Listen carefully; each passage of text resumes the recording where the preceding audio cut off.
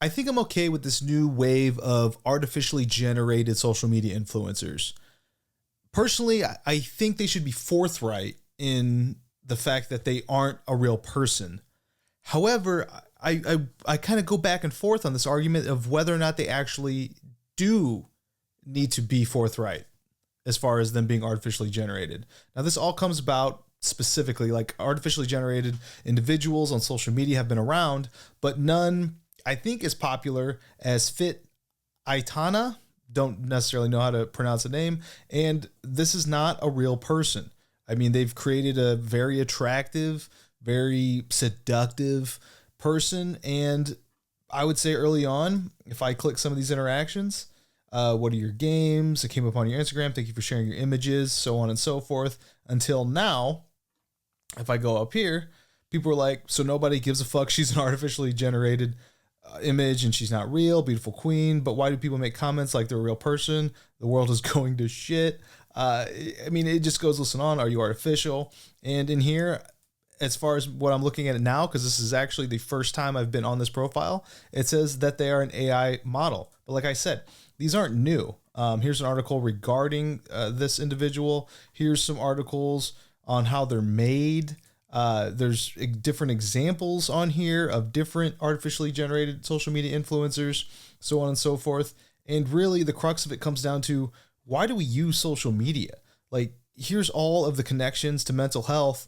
And really, there's nothing good about the use of social media in our mental health. What do we get out of an interaction when we're following these famous individuals or models and trying to slide in their DMs or whatever? I'm not saying this is what I do. I'm just saying, just speaking in general terms, or commenting on a beautiful person's post and just trying to get an interaction and so on and so forth.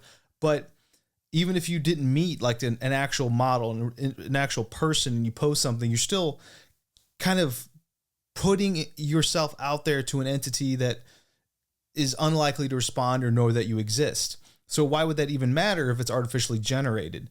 You still get that same feeling, that same rush, that same hope for interaction.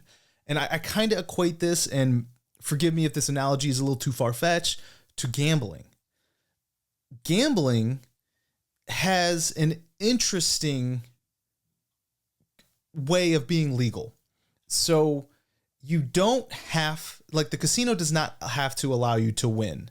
When you go into a casino, and this has been challenged in court early on, very, very famous case, and forgive me for not having it up, but what was found in the court was that a person is not paying or gambling with the idea that they're actually going to win.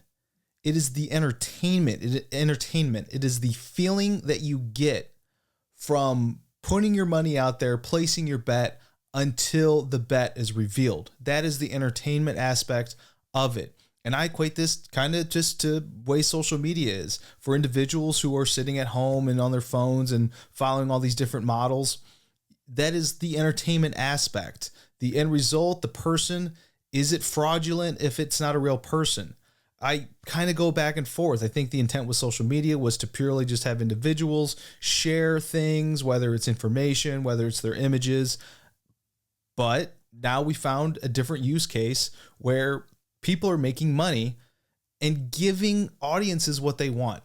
So I fancy myself a content creator, and I would say in my younger years, I'd probably be jealous or envious in some aspects, or kind of teeter on that anger line if I saw what, like, oh, my content's better, I'm actually a real person. However, there are individuals that are following these artificially generated social media people, quote unquote people, accounts, and they're getting some sort of value from it. So in that aspect, if there's, and I don't know if these are all bots or these are all real people.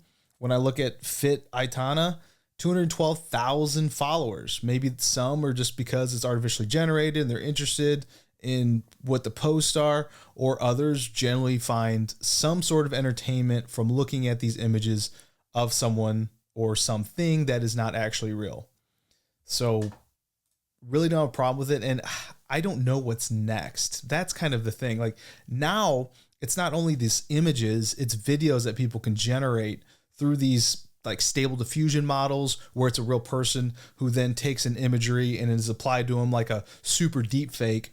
And now they can really put a persona out there and you don't know who that is. Like this Fit Aitana could be some 45-year-old balding, very overweight individual in the middle of nowhere on some island far off and just raking in $9,000 to $10,000 a month. I don't know.